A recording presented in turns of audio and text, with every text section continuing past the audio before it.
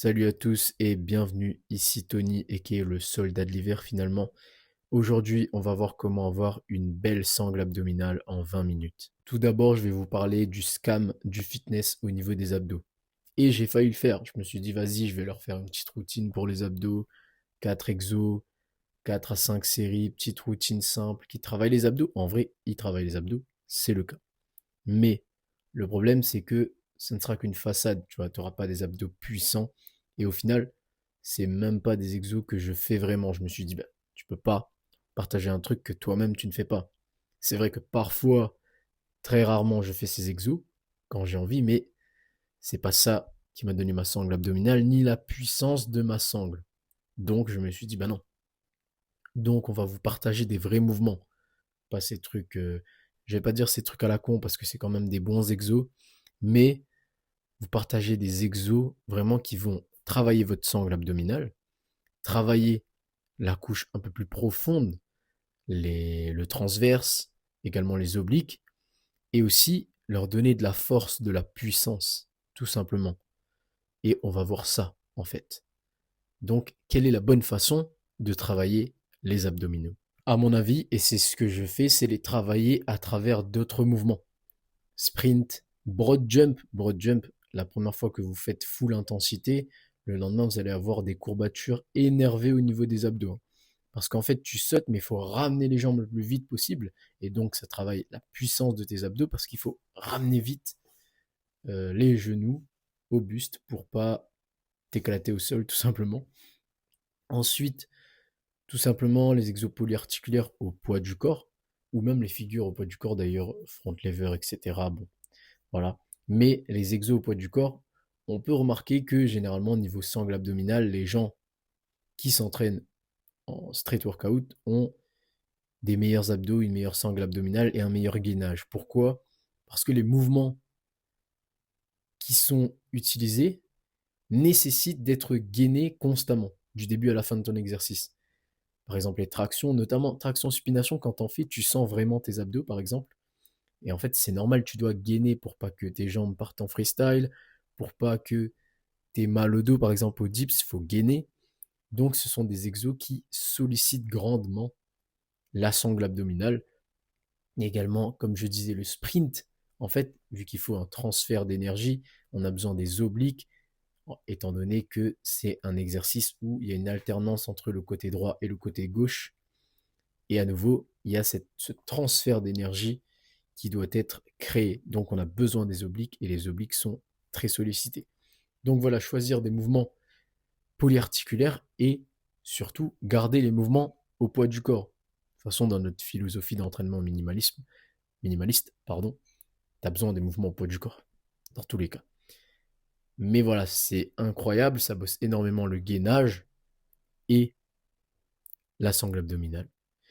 Et pour travailler vraiment, vraiment les solliciter à nouveau, les mouvements où tu dois ramener le genou vers le buste, comme broad jump, le sprint.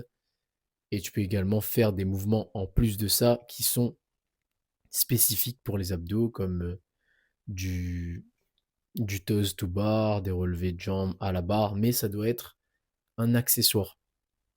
Toujours mettre d'abord les mouvements qui te donnent de la puissance, de la force, qui sont entre guillemets fonctionnels, et après les exos accessoires.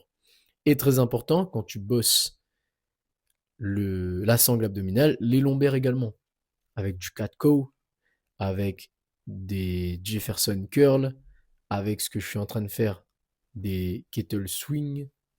Bon là, c'est pas un kettle, mais t'as capté. Parce que là, il y a le besoin de faire une extension de hanche et extension du bas du dos. Donc en soi, je sollicite un peu les lombaires. Mais voilà, c'est très important également de bosser les lombaires qui fait partie de cette sangle. La sangle, elle fait le tour de ta colonne. Voilà, si tu es renforcé qu'à l'avant mais pas à l'arrière, il y a un problème, tout simplement. Et là, tu vas peut-être péter un plomb. Tony, où sont les abdos en 20 minutes?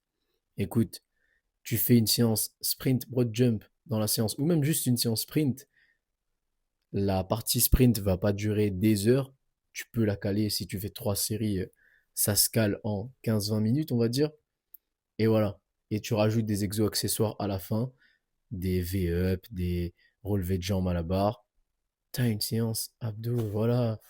Pour bosser le grand droit, c'est-à-dire les carrés de chocolat, il faut vraiment avoir ce mouvement de ramener le buste, flexion de la colonne en fait, ramener les épaules vers le bassin ou ramener les genoux vers le buste.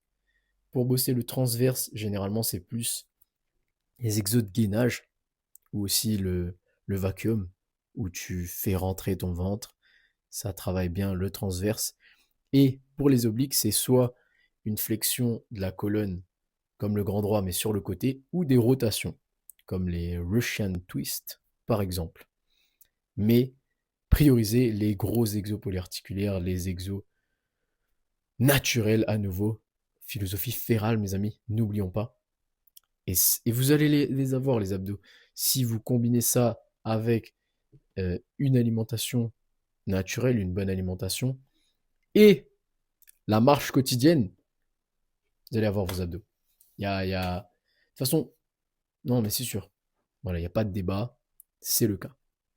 Donc faites-moi confiance. Faites ça.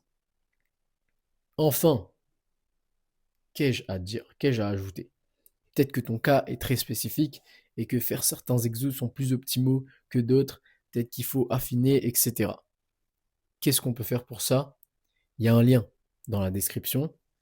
J'ai déjà accompagné pas mal de monde. Tu peux voir, il y a des témoignages pour que ce soit pour améliorer la condition physique, devenir plus fort, gagner en performance, etc. Ou même tout simplement améliorer sa condition physique, se remettre en forme, prendre du muscle, perdre du gras, etc. Si tu es coincé, tu sens que tu n'arrives pas à progresser, tu n'arrives pas à avancer, ou que tu as besoin d'accompagnement, parce que beaucoup de gens sans accompagnement font de la D, donc tu peux cliquer sur le lien dans la description, rentrer ton mail, et je te recontacterai pour travailler ensemble, ou tout simplement m'envoyer un message sur Instagram, et on discute directement là-bas. Voilà. Le but, à nouveau, se remettre en forme, reprendre confiance, et avoir un corps, voilà, un corps qui bouge bien, déjà un corps en forme. Voilà, tu as plus de masse musculaire, moins de gras, et tu sais bouger, tu cours, tu sautes. Tu as vraiment une vraie force, en fait. Ton corps est capable de faire ce pourquoi il a été façonné. Voilà, c'est ça l'objectif, sans avoir besoin de 150 matos. Vraiment, la vision, le principe minimaliste, faire sans salle. Si tu as une salle, bah, tant mieux, on peut travailler avec. Si t'as pas de salle, c'est pas du tout un problème. Voilà, vision férale, encore et toujours. Voilà mes amis, j'espère que cette vidéo vous aura été utile. Si c'est le cas, mettez un petit pouce, un petit commentaire. Et si t'es pas abonné, tu peux t'abonner. Moi, je vous dis à la prochaine et je vous retrouve la prochaine fois avec votre 6-pack. Six-pack. Voilà, je veux voir vos 6-8 pack.